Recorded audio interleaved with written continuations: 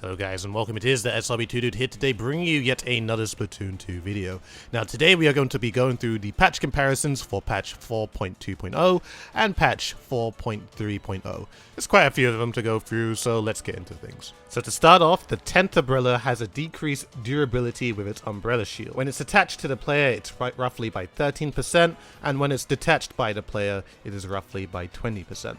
For the mini, heavy, and hydra splatling, there is an increased effect of run speed when using the run speed perk. This will affect when you're walking and charging with the weapon, and while you're also firing. For the splat charger and splatterscope, the ink coverage when firing with this weapon has been made slightly narrower. For swing speed up, the heavy weapons of the game, such like the Elite 4K or Dynamo Roller, will now get a much more intensive boost if you are using lower values of swing speed.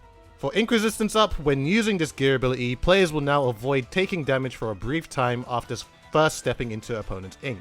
For thermal ink, there has been an extended duration of effect by roughly 4 seconds. So previously before, you used to be able to see people behind the walls using thermal ink for 12 seconds, and now it's been upgraded, of course, to 16. For auto bomb, there has been a decreased time by roughly 20 frames for when the auto bomb itself starts walking to the direction of its prey. With Ink Mine, Sprinkler, Squid Beacon, and Point Sensor, there has been an increased effect of Ink Saver sub. For Point Sensors specifically, however, there has also been a decreased ink consumption when using this sub-weapon from 60% to 55%.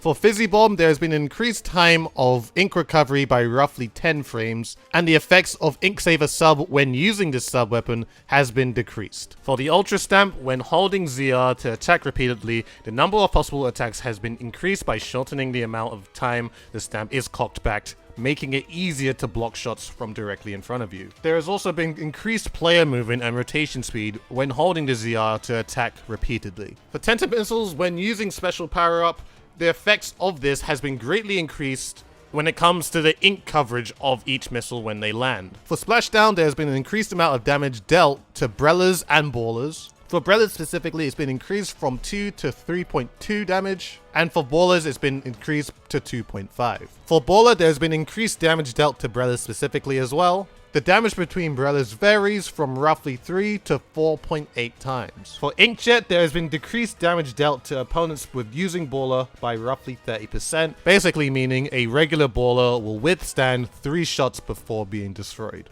And lastly, for Stingray, there has been decreased duration by roughly 35 frames. There has also been decreased effect granted by special power-up gear. There's been decreased damage dealt to opponents using ink armor by roughly 56%. There's also been decreased damage dealt to opponents using Baller by roughly 25%. And lastly, there has also been decreased ability to knock back opponents using Baller. So that is pretty much all the patch notes that we have received for version 4.3. Now, of course, I've just read over quite a few patch notes really, but I'm just going to go straight into the things that really matter and actually going to be changing this meta right now. And of course, the first obvious one is what we got to talk about is the Stingray. So first of all, 35 frames per second, basically more than half a second.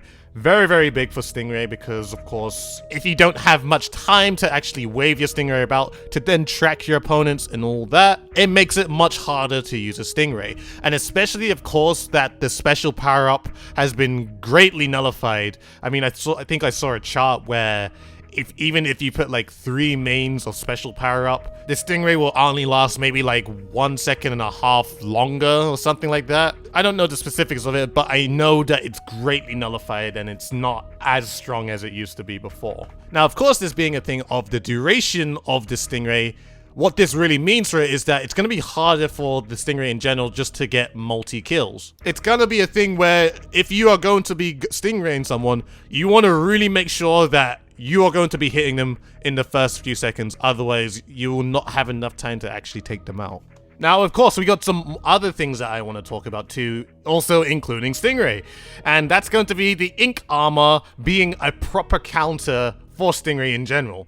Now, 56% less damaged while you're actually wearing armor is a huge difference, and definitely since I've been playing on this patch, you definitely notice it, and every single time if somebody uses some sort of Stingray, armor basically saves the day and all your players are still alive. Same goes with Baller, it resists about 25% of damage, so that's really good for it, so that's going to be more popular just to, I guess, counter and make sure that you save yourself. And of course, since you got a little bit more movement with the baller, if somebody is directly stingraying you with it, you know, definitely helps the baller to actually be more mobile. Now, with all this being said, question to ask is, will Stingray still be good? I gotta say, of course, yes. It's a Stingray. It's something that you shoot from within your spawn to take somebody out and probably in the other side of the spawn or in the middle of the map. It's just gonna be a thing where you got to be a little bit more skilled with it, which of course is how it should be. Of course, like if you're going to be firing something in spawn completely safe where nothing can count on you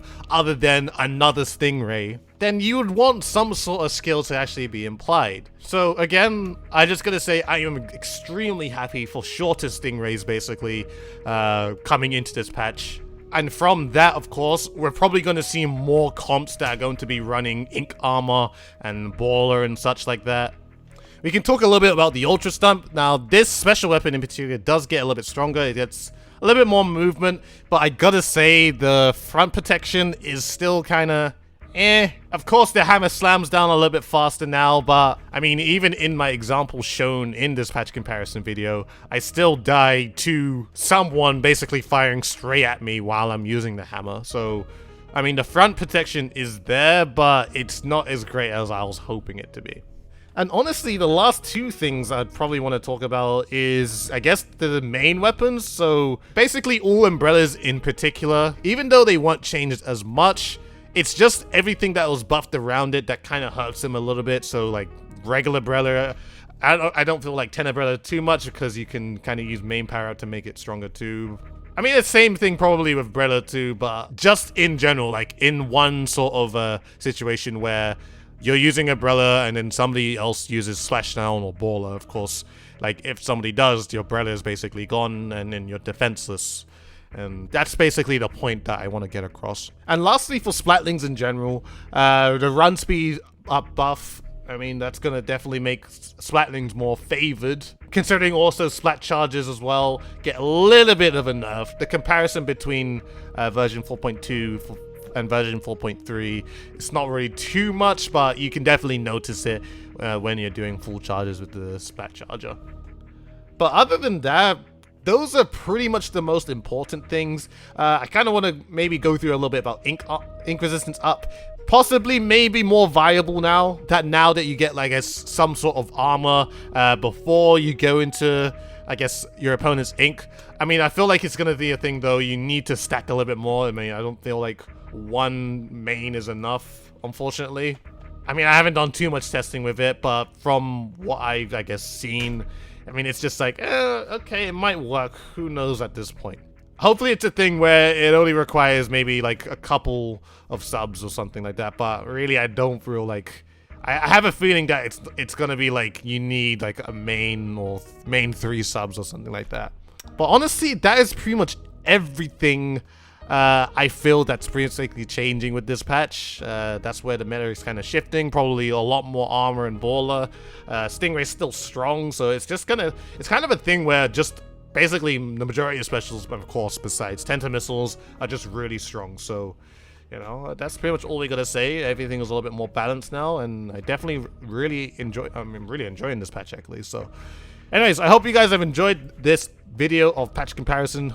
Please, if you did, please like, favorite, comment, and subscribe to the channel if you have not already. Let me know in the comment section below, guys, of what you think of this patch, how are you feeling it. Follow me on Twitch and Twitter if you haven't already. Do it for those of you feeling generous, and of course, subscribe to the channel.